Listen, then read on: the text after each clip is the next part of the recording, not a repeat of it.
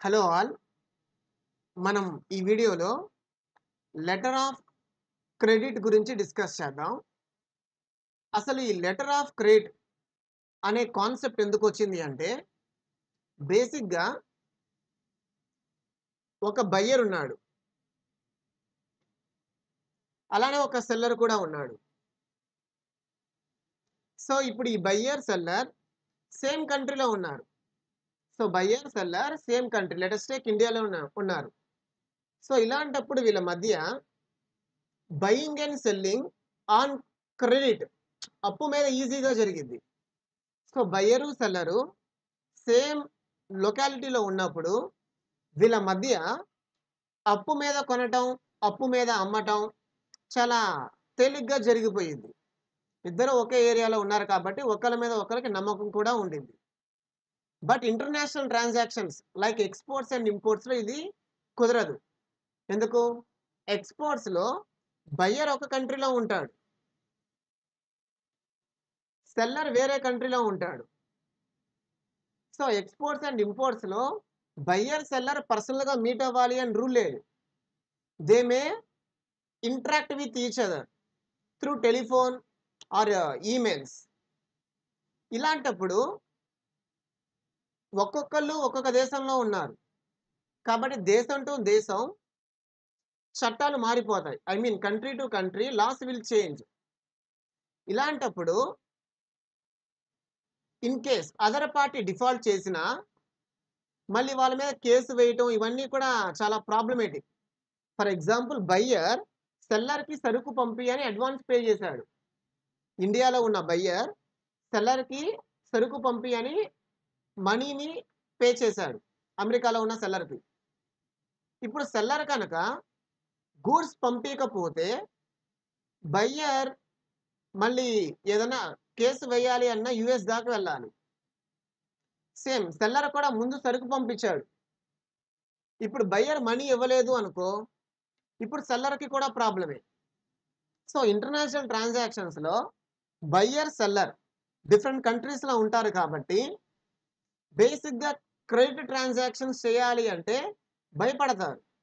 So, ముందు సరుకు పంపిస్తే డబ్బులిస్తాడో లేదో, ముందు డబ్బులు పంపిస్తే సరుకు పంపిస్తాడో లేదో అనే మైండ్ సెట్ ఇద్దరికీ ఉండిద్ది. ఇలా మైండ్ సెట్ ఉంటే ఎక్స్‌పోర్ట్స్ అండ్ ఇంపోర్ట్స్ ఎలా జరుగుతాయి? సో, దీన్ని ఓవర్‌కమ్ చేయటానికి లెటర్ ఆఫ్ క్రెడిట్ అనే ట్రాన్సాక్షన్ వచ్చింది. సో, ఈ లెటర్ ఆఫ్ క్రెడిట్‌లో buyer, seller buying and selling అగ్రీమెంట్‌లోకి వెళ్తారు.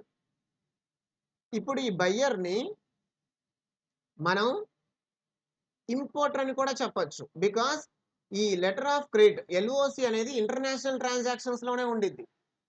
So, LOC is in international transactions only. So, buyer is nothing but importer or you can call him as applicant.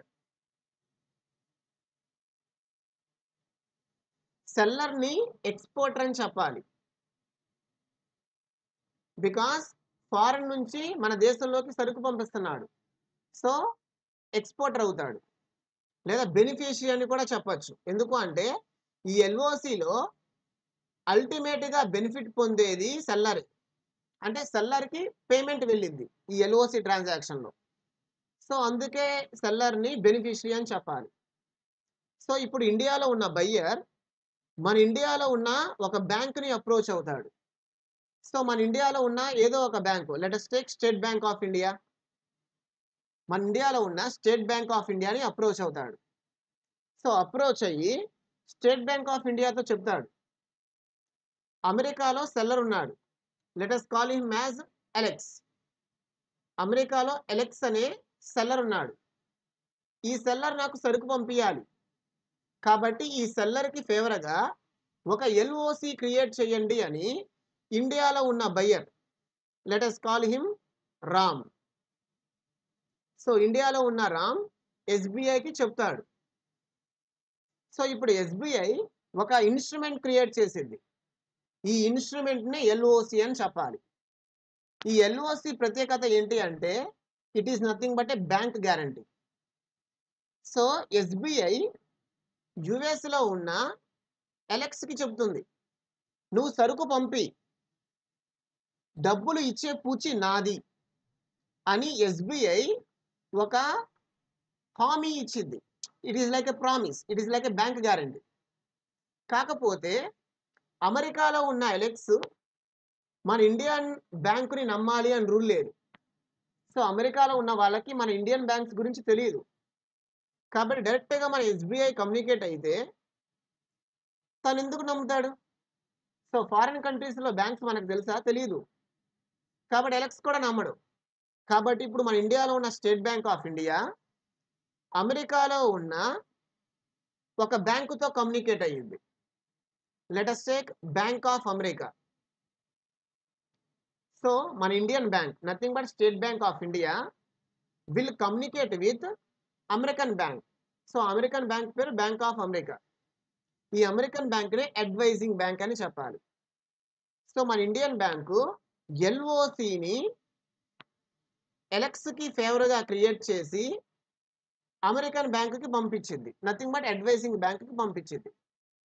ఇప్పుడు ఈ advising bank ఈ LOC కరెక్టా కాదా అని అథెంటికేట్ చేసింది. ఫేక్లు కూడా ఉండొచ్చు. ఓకే, కాబట్టి అది ఒరిజినల్ కాదా, నిజంగానే ఎస్బీఐ నుంచి వచ్చిందా లేదా అని చెక్ చేస్తారు ఈ అమెరికన్ బ్యాంక్ వాళ్ళు. చెక్ చేసి అంతా ఓకే అనిపిస్తే ఇప్పుడు ఈ అమెరికన్ బ్యాంక్ తన దేశంలో ఉన్న ఎలెక్స్తో కమ్యూనికేట్ అయ్యింది. ఇండియాలో నీకు రాము గూడ్స్ని ఆర్డర్ పెట్టాడు కదా, నువ్వు రామ్కి సరుకు పంపి, డబ్బులు ఇచ్చే పూచి నాది అని అమెరికన్ బ్యాంక్ ఎలెక్స్తో కమ్యూనికేట్ చేసింది. సో వాళ్ళ దేశంలో ఉన్న బ్యాంకే ఎలెక్స్కి ఒక హామీ లాంటిది, అంటే గ్యారంటీ లాంటిది ఇచ్చింది, షూరిటీ లాంటిది ఇచ్చింది. సో మన ఎస్బీఐ మీద నమ్మకం ఉందో లేదో, బట్ వాళ్ళ దేశపు బ్యాంక్ మీద ఎలెక్స్కి నమ్మకం ఉండింది. సో ఇప్పుడు ఎలెక్స్ సరుకుని ఇండియాకి పంపిస్తాడు. బట్ సరుకుని ఇండియాకి పంపించేటప్పుడు బేసిక్గా షిప్లో ఎక్కిస్తారు సరుకుని. సో ఇప్పుడు ఈ షిప్ కెప్టెన్ ఒక డాక్యుమెంట్ ఇస్తాడు, అంటే సరుకు నేను తీసుకున్నట్టు ఈ షిప్ కెప్టెన్ కొన్ని డాక్యుమెంట్స్ ఇస్తాడు. ఆ డాక్యుమెంట్నే బిల్ ఆఫ్ లేడింగ్ అని చెప్పాలి. సో ఎలెక్స్ ఎప్పుడైతే గూడ్స్ని షిప్కి ఇస్తాడో ఆ షిప్లో కెప్టెన్ ఎలెక్స్కి ఒక డాక్యుమెంట్ ఇస్తాడు, అంటే సరుకులు మేము తీసుకున్నాం, ఇండియాలోనే డెలివరీ చేస్తాం అన్నట్టు ఒక రుజువు. సో ఆ ఇన్స్ట్రుమెంట్ని బిల్ ఆఫ్ లాడింగ్ అని చెప్పాలి. ఇప్పుడు ఎలెక్స్ ఈ బిల్ ఆఫ్ లాడింగ్ని అమెరికన్ బ్యాంక్కి ఇస్తాడు. అమెరికన్ బ్యాంక్ ఈ బిల్ ఆఫ్ లాడింగ్ని మన ఎస్బీఐకి ఫార్వర్డ్ చేసింది. ఎస్బీఐ రామ్ దగ్గర మనీ తీసుకొని ఈ బిల్ ఆఫ్ లాడింగ్ ఇచ్చింది. ఎప్పుడైతే ఈ బిల్ ఆఫ్ లాడింగ్ రామ్ ఈ షిప్ ఎప్పుడైతే ఇండియాకి వచ్చిందో షిప్ కెప్టెన్కి చూపిస్తాడో అప్పుడే షిప్ కెప్టెన్ ఆ గూడ్స్ ఇస్తాడు. కాబట్టి అమెరికా నుంచి వచ్చే షిప్ నుంచి మనం గూడ్స్ తీసుకోవాలి అంటే Ram bill of lording present చేయాలి. సబ్మిట్ చేస్తేనే కెప్టెన్ ఆఫ్ ది షిప్ ఆ గూడ్స్ ఇస్తాడు. సో ఇప్పుడు రామ్ ఎస్బీఐకి మనీ ఇస్తే ఎస్బీఐ బిల్ ఆఫ్ లాడింగ్ ఆ ఇన్స్ట్రుమెంట్ ఇచ్చింది. ఆ ఇన్స్ట్రుమెంట్ని సబ్మిట్ చేస్తే షిప్ కెప్టెన్ గూడ్స్ ఇస్తాడు. ఇప్పుడు ఎస్బీఐ ఆ మనీని తన కమిషన్ తీసుకునేది ఈ ట్రాన్సాక్షన్లో. సో తన కమిషన్ తీసుకొని అమెరికన్ బ్యాంక్కి ఇచ్చింది. అమెరికన్ బ్యాంక్ ఈ మనీని ఎలెక్స్కి ఇచ్చేసింది. సో ఫైనల్గా ఎలెక్స్కి మనీ వచ్చింది, రామ్కి గూడ్స్ వచ్చాయి. Nothing but buying and selling transaction complete అయ్యింది. సో దీన్నే ఎల్ఓసి అని చెప్పాలి. So LOC means nothing but it is a document. LOC అంటే ఇది ఒక document issued by a bank on behalf of importer promising exporter to pay. This is nothing but LOC. అలానే LOC is not a negotiable instrument. కాబట్టి ఎల్ఓసిలో parties వీళ్ళే ఉండాలి. కాబట్టి ఎల్ఓసిని వేరే వాళ్ళకి ట్రాన్స్ఫర్ చేయకూడదు.